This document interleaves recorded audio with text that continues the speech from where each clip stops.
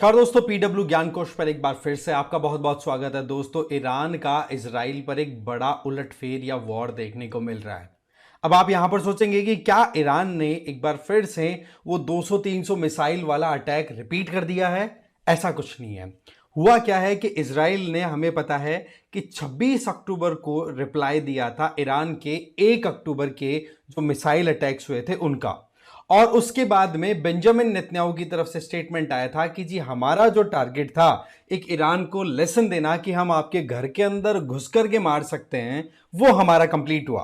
But Ayatollah Khamenei ने ये कहा कि देखो बात वैसी है कि हम तो इसका एक तरीके से रिटेलिएशन नहीं करेंगे, हम तो रिवर्ट नहीं देंगे, बट इजराइल को जवाब जरूर मिलेगा। हम हमारी सारी कैपेबिलिटीज को यूज करेंगे। और यही यहां पर बात आ रही है कि बिना इजराइल को सीधा हिट करते हुए एक रिटेलिएशन के तौर पे यहां पर ईरान ने अपनी तरफ से सीधी बात कह दी कि ज्यादा बढ़ाने चढ़ाने की जरूरत तो है नहीं और हम इस मामले को बड़ा ठंडा भी नहीं पड़ने देंगे। और ऐसे में इजराइल के ऊपर जो अटैक्स हैं वो ईरान के प्रॉक्सीज ने एक बार फिर से बढ़ा दिए हैं। और इसके एग्जाम्पल पिछले 2 से 3 दिन के अंदर आपने नोटिस किए होंगे कि लगातार लेबनान बेस्ड जो हिजबुल्लाह है वो जो लगातार इजराइल के अलग अलग ठिकानों के ऊपर अटैक कर रहा है। इसके अलावा लेबनान में जब से इजरायली फोर्सेस ने एक तरीके से ग्राउंड इन्वेजन किया है, तब से आप देख सकते हैं कि सदर्न लेबनान के अंदर वहां पर इजराइल के फोर्सेस, आईडीएफ जो है ना, इजरायली डिफेंस फोर्स, उसके कई पर्सनल्स की डेथ भी हुई है। और इसके अलावा यहां पर जो एकरा करके एक हाइफा के जस्ट नॉर्थ की तरफ लोकेटेड एक लोकेशन है जहां पर इजराइल का एक बेस है, और वो बेस है एरोस्पेस कंपोनेंट्स बनाने के लिए। ठीक है, उसका नाम है बेज एविएशन। बेज एविएशन के ठिकाने के ऊपर अटैक किया है हिजबुल्लाह ने। तो कुल मिलाकर के देखा जाए तो ये तबाही का आलम लगातार बढ़ता चला जा रहा है। बट यहां पर ईरान ने एक चाल खेल दिया, और वो चाल मैंने आपको बताई कि हम सीधी लड़ाई तो करेंगे नहीं, बट हम हमारी कैपेबिलिटीज का यूज करेंगे। यूएसए, बाकी वेस्टर्न कंट्रीज की बात करें तो यहां पर यूएसए ने यह स्टेटमेंट दिया है जब से इजराइल ने अटैक किया है कि जी ये अधिकार था खुद को डिफेंड करने का, तो इजराइल ये काम करके ठीक कर चुका है। क्योंकि यूएसए ने यह कहा था कि न्यूक्लियर और ऑयल फैसिलिटीज के ऊपर अटैक ना करे, बाकी आप देख लो जो आपको ठीक लगे। तो ऐसे में इजराइल ने ईरान की जो भी मिलिट्री फैसिलिटीज थी उनको उड़ाया। इसके अलावा जर्मनी, फ्रांस का इतना क्लियर स्टेटमेंट नहीं आया, बट यस जर्मनी का स्टेटमेंट आया कि इजराइल ने बहुत ही बढ़िया काम कर दिया ये ईरान पे अटैक करके। बेंजामिन नेतन्याहू ने, कल की बात है 27 तारीख की, तो इन्होंने ये कहा कि ईरान पे जो हमने अटैक किया वो हमारे ऑब्जेक्टिव्स को अचीव करता हुआ मिला। बट आप एक यहां पर एक पॉइंट करेंगे कि ये जो चेहरा है ना बहुत मायूस था उस टाइम पर।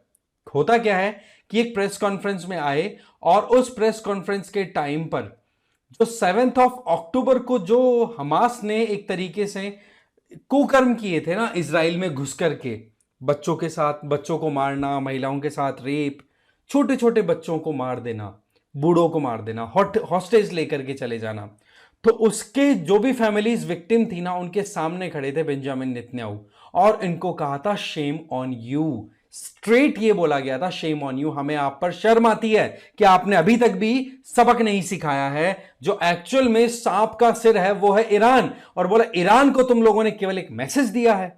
यह है इजरायली जनता के अंदर एक गुस्सा। वहीं दूसरी तरफ देखा जाए तो ईरान ने अपनी तरफ से मना तो कर दिया, बट अपने प्रॉक्सीज को हाईली एक्टिवेट कर दिया है। जिस तरीके से हिजबुल्लाह अभी अटैक करता हुआ दिखाई दे रहा है नॉर्दर्न इजराइल में, और गाजा स्ट्रिप में जो हमास की प्रेजेंस है वो एक बार फिर से रीसरफेस हो रही है। वो बात अलग है कि हमास को बहुत हद तक गाजा स्ट्रिप पे नेस्त नाबूद कर दिया है, खत्म कर दिया है, बट फिर भी अभी छुप छुप करके जो इजरायली इन्वेजन गाजा स्ट्रिप पे हो चुका है वहां पर इजराइल की डिफेंस फोर्सेस पे हमास के लोग कर रहे हैं। तो ये जो चीज है ना, यहां पर आप सीधा ईरान के ऊपर उंगली नहीं उठा सकते।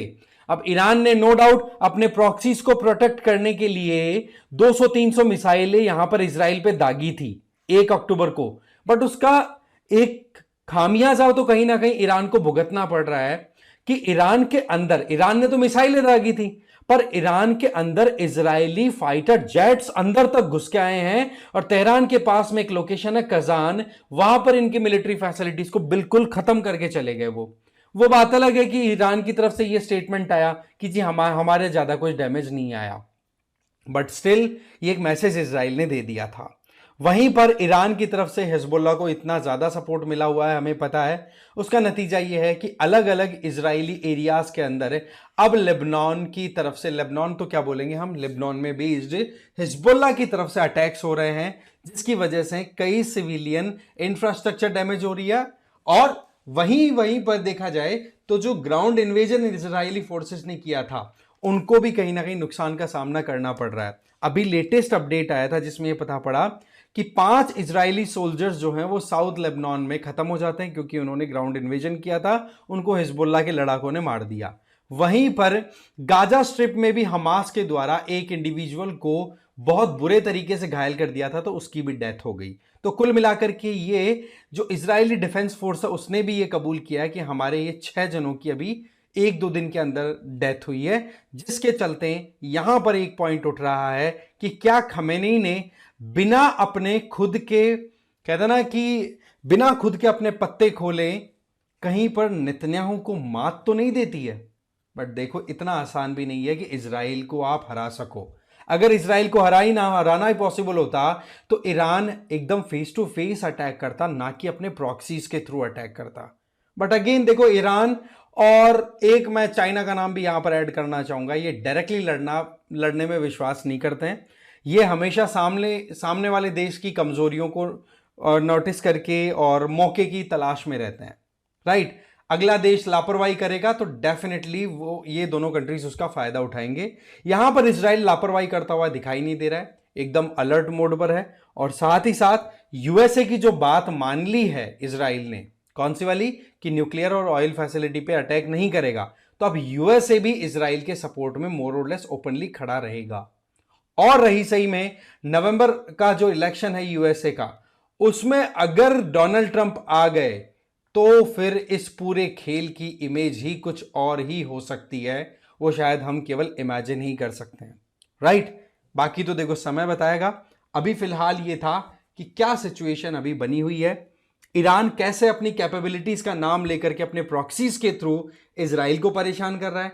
डायरेक्ट रिटेलिएशन की तो बात मना कर दी कि हम रिटेलिएट नहीं करेंगे, क्योंकि ईरान के पास इतनी कैपेबिलिटी नहीं है। देखो सीधी बात है, अगर हम ईरान एक इंडिविजुअल कंट्री के अकॉर्डिंग देखें तो हाँ, प्रॉक्सीज के मामले में अच्छा खासा है, जो कि अलग अलग कंट्रीज को डिस्टेबलाइज भी कर सकता है। वैसे देखा जाए तो एक रिपोर्ट यह भी निकल के आ रही है कि किस तरीके से इजराइल के साथ में ईरान अपने स्टेटमेंट्स रिलीज कर रहा है ना। तो उसमें सऊदी अरब को, इनको भी अपने कॉन्फिडेंस में लेने की कोशिश कर रहा है ईरान। बट अगेन यूएसए जब तक इजराइल के साथ है, ये बात क्लियर मान के चले कि इजराइल घुटने नहीं टेकेगा। बाकी ये लड़ाई जो है कितनी लंबी चलती है वो समय बताएगा। अभी जो अपडेट था वो हमने देखा, इसी तरीके से कुछ और नया आएगा। मिलते हैं एक और कुछ नए कंटेंट के साथ में, नए वीडियो में। तब तक के लिए जय हिंद, जय भारत।